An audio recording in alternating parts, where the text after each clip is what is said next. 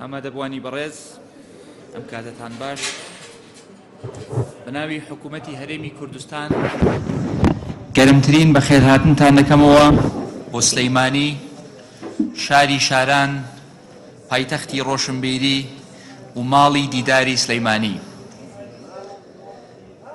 کێ تەوەقوعیە کرد کە 17 ساڵ لەمەو پێش لەگەڵ برای بەڕێز و خۆشەویستم کاک بەرهەم کە کارمە کرد لەگەڵی لە ئەمریکا کە منیە برد بۆ سنتەری بروکینگز و منیە برد بۆ واشنگتن ئینستیتیوت و منیە برد بۆ ئەو هەموو سنتەری لێکۆڵینەوە و توێژینەوانە کێ تەوەقوعی کرد کە 17 ساڵ دوای ئەوە ئێمە لێرە لە کوردستان لە شارەکەی خۆمان دیدارێک ڕێکەخرێت لە ئاستی ئەو دیدارانەی ئەمریکا و بە بانگهێشتکردنی خەڵکی شارەزا و خەڵکی بە ئەزمون و خەڵکی سیاسی و ئاکادەمی ئەمە جێی دەستخۆشیە بۆ برای خۆشەویستم کاک دکتۆر جێی دەستخۆشیشە بۆ زانکۆی ئەمریکی کە بووەتە مرکزێک کە ئەتوانێ ساڵانە خەڵکی ئەوها گرنگ لە هەرێمی کوردستان کۆ بکاتەوە.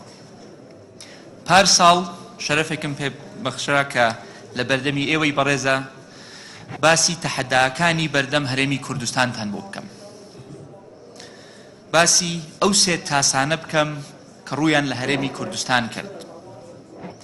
تاسانی بڕینی بودجەی هەرێمی کوردستان لەلایەن حکوومەتی فێدراڵەوە، تاسانی شەڕی نەگریسی داعش کە بووە مایەی هاتنی 1,800,000 ئاوارە و پەنابەر بۆ هەرێمی کوردستانەکەمانەوە، تاسانی دابەزینی بە خێرایی نرخی نەوت لە بازاڕی جیهانەوە و ئەم هەموو کاریگەریەکانی ئەم تاسانانە لەسەر هەرێمی کوردستان. پار ئەم کات هەرێمی کوردستان لە بەردەم داڕمانێک بوو، نزیک ببووینەوە لە ئینهیارێک و لە دیداری پارساڵ ڕوئیای حکوومەتی ئێوەم پێشکەش کرد، ڕوئیای حکوومەتی هەرێمی کوردستانم پێشکەش کرد بۆ چۆنیەتی ڕوبەڕووبوونەوەی قەیرانەکان و بەرەنگاربوونەوەی تەحەداکان و چۆن بەنیاز بووین دەست بکەین بە چاکسازی ڕیشەیی باشتر ئیدارەدانی داهاتەکانمان و چۆن بتوانین کوردستان بخەینە سەر ڕێچکەیەکی دروست.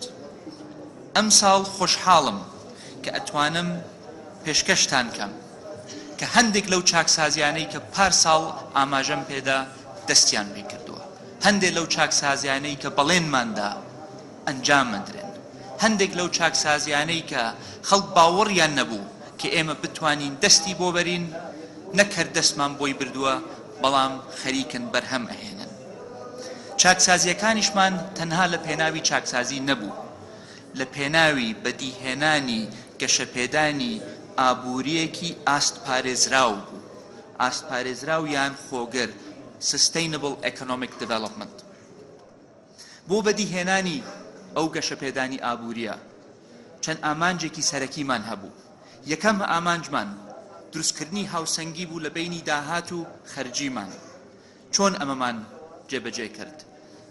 بێگومان بەشێکی خەرجیەکانی هەرێمی کوردستانمان کەم کردەوە.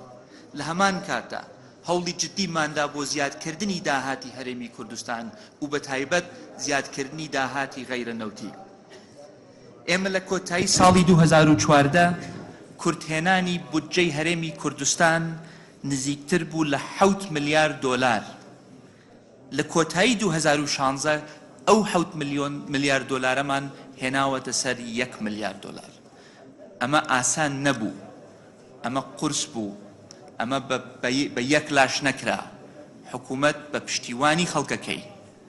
پشتیوانی خەڵکەکەی بە بڕیاردان بە جورئەت توانیومانە کورتهێنانی حکوومەتەکەمان ساڵ لە دوای ساڵ کەم کەینەوە و ئامانجمان بۆ ئەم ساڵ و ئەگەر ئەم ساڵ پێمان نەکرێت بە تەکید بۆ ساڵی داهاتوو پێمان نەکرێت چیتر کورتهێنان نەهێنین لە بودجەمان، زیادەمان هەبێ، فایزمان هەبێ بۆ ئەوەی بتوانین ئەو زیادەیە باشتر بەکاربێنین بۆ پەرەپێدانی ئابووری هەرێمی کوردستانەکەمان.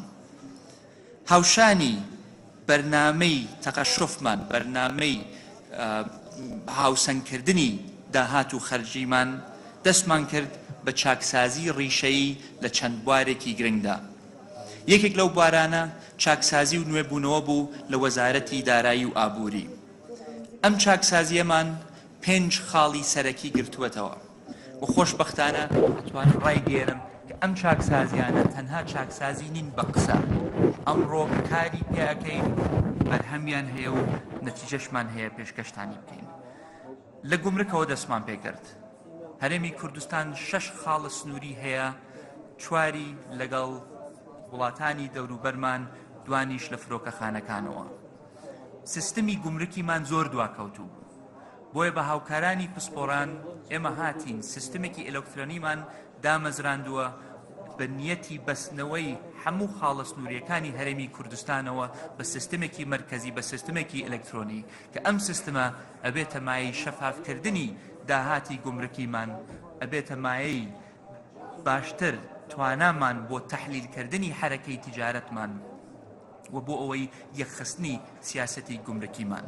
ئێمە خۆشبەختانە لە 3 لەو 6 خاڵە گومرکیەکە توانیومانە ئەم سیستمە پەیڕەو بکەین و ئەو ڕۆژە نمونەیەکی دڵخۆشکەریان پێشکەش کردم کە توانیومانە معاملەیەک کە پێشتر 3 سەعاتی خایەن لەسەر حدودەکانی باشماخەوە ئەمڕۆ بە 20 دقە جێبەجێەکرێت. لە هەمان کاتە ئەوە لە گومرکە ئێمە لەسەر باجیش کاری زۆرمان کردووە. پێشتر باس کراوە کە زۆر وڵات هەیە کە تاکە سەرچاوەی داهاتی سەرەکییان باجە، بەڵام بەداخۆ لەو وڵاتانەی کە سەرچاوەی سروشتیان هەیە، وڵاتانەی کە نەوتیان هەیە، زیاتر ئێتیمام نایەن بەو جۆرە داهاتانەوە تەمەڵە بن، تەنها هێلکەکانیان نەخەنە یەک سەبەتەوە. ئێمە تەنها هێلکەکانمان خستووەتە بەرمیلێکی نەوتەوە، بۆیە ئێمە بڕیارمانداوە بۆ فراوانکردنی سەرچاوەکانی داهاتەکانمانەوە و ڕێخستنەوەی سیستمی باج لە هەرێمی کوردستانێکێک لە ئەولویەتەکانمان بووە. سیستمێکی زۆر کۆنمان هەبووە بۆ باج، خەریکین ئەم سیستمە نوێ ئەکەینەوە. ئەم سیستمە ئەگوازینەوە لە سیستمێک کە بڕیارەکە بەدەست میزاجی کارمەندێکی حکومی بێت، بدرێتە دەست کۆمپانیەکان خۆیان بۆ ئەوەی خۆیان بتوانن خۆیان هەڵسەنگێنن، وەکو ستانداردێکی عالەمی کە لە جیهانا پەیڕەوەکرێت، سیستمی خۆ هەڵسەنگاندن لە مەسەلەی باجو. ئەم سیستمە دڵنیاین هەم ئاسانکاری ئەکات بۆ کۆمپانیەکانمان، لە هەمان کاتیشدا داهاتی باجیشمان بۆ زیادەکاتەوە و بێگومان ڕەچاوی ئەوە ئەکەین کە هیچ سیاسەتێک پەیڕەو نەکەین کە زیاتر زیان لە خەڵکی کەم دەرامەت و کۆمپانیا بچووکەکان بدەین. ئێمە توانای خۆمانمان تۆکمە کردووە بۆ باشتر ئیدارەدانی دارایی خۆمان. هێلکاریەکی نوێمان دروست کردووە بۆ ژمێرکاری لە هەرێمی کوردستان. سیستمی نوێی ئامادەکردن و چاودێری و جێبەجێکردنی بودجەمان داناوە لە وەزارەتی دارایی. لە هەمان کاتە دائیرەی ئیدارەدانی قەرزمان دروست کردووە لە هەرێمی کوردستان بۆ ئەوی بتوانین باشتر ئیدارەی ئەو قەرزانە بکەین کە کوردستان خۆی کردوێتەوە دوای ئەم هەموو ساڵانە.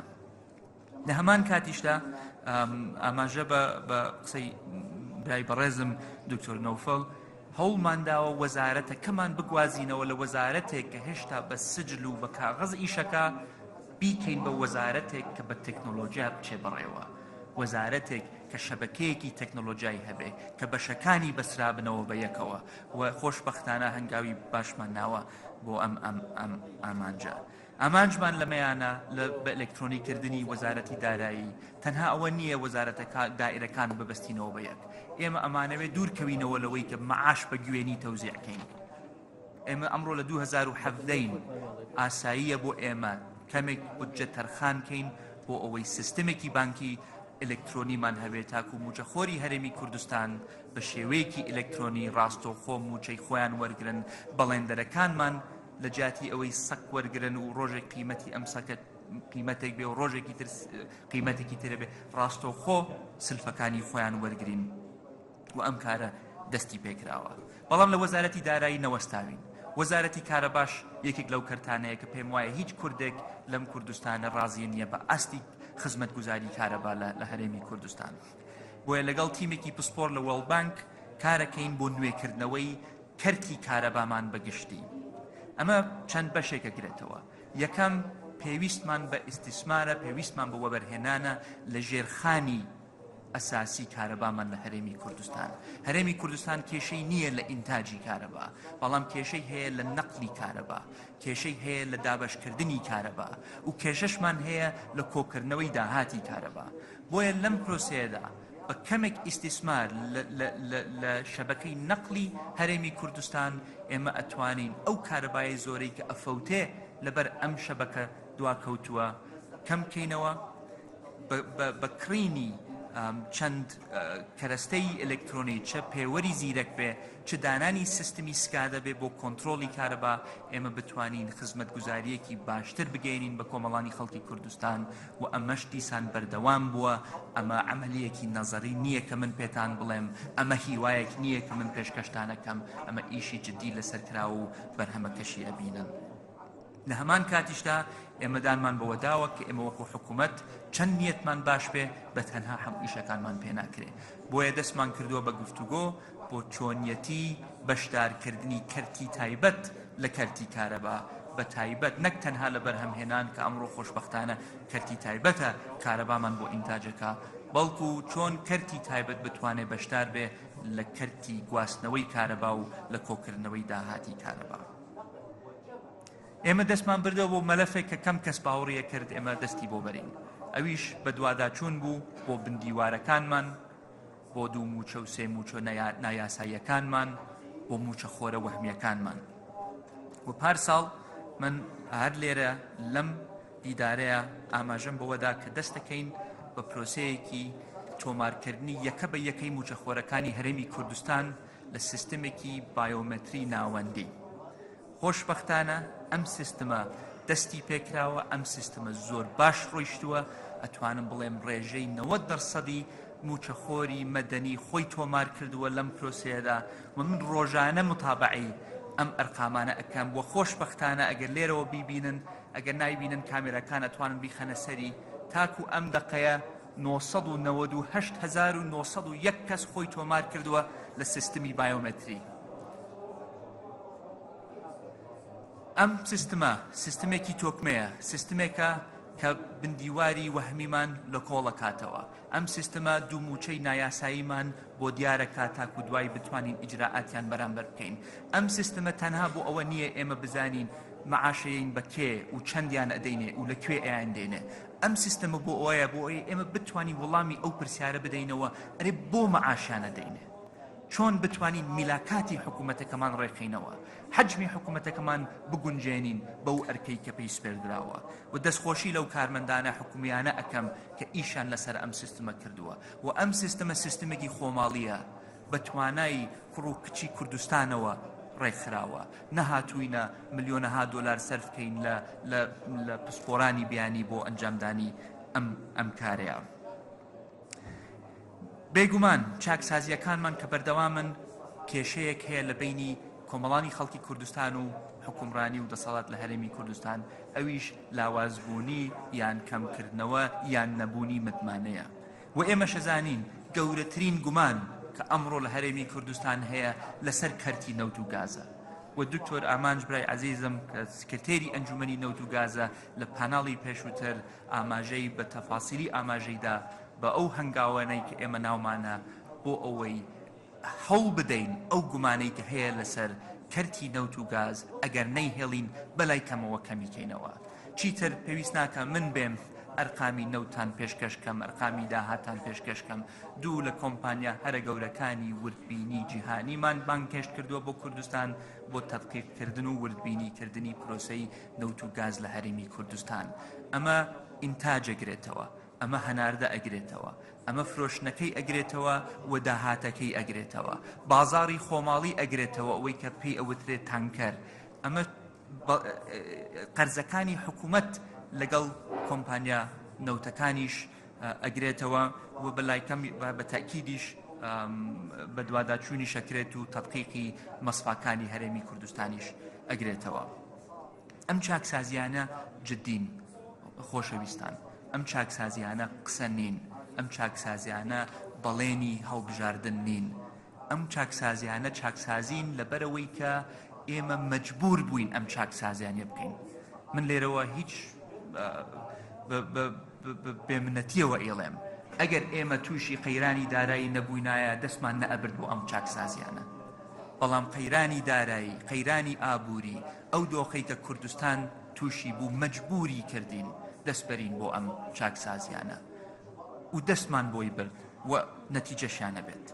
خۆمان نەدزیەوە لە مەسئولیەت، ڕامان نەکرد لە قسەی ناشرین و نەشیاو، شانماندایە بەری، وەستاین، وێر بووین، نەڕووخاین، ورەمان نەڕووخا و ئەمڕۆ نەتیجەکەشیە بینن. ئەم چاکسازیانەش وەکو پێشتر ئاماژەم پێیە تەنها لە پێناوی چاکسازی نەبوون، لە پێناوی بەدیهێنانی گەشەپێدانی ئابووریەکی ئاسپارێزراوە و ئەمەش بۆ ئەوەیە ئیتر ئێمە دوور بکەوینەوە لە ئێتیمادکردنی 100% لەسەر داهاتی نەوتمان. پێم وایە ئێمە گاڵتە بە عەقڵی خۆمانەکەین ئەگەر بتوانین بڵێین لە ماوەیەکی چەند ساڵە ئەتوانین بەدیلێک بۆ نەوت بدۆزینەوە. ئێمە زۆرمان ماوە بۆ ئەوەی وەکو ئێمەراتمان لێبێ بەدیلێک بۆ نەوت بدۆزینەوە، بەڵام ئەبێ سەرچاوەی داهاتەکانمان فراوانترکەین.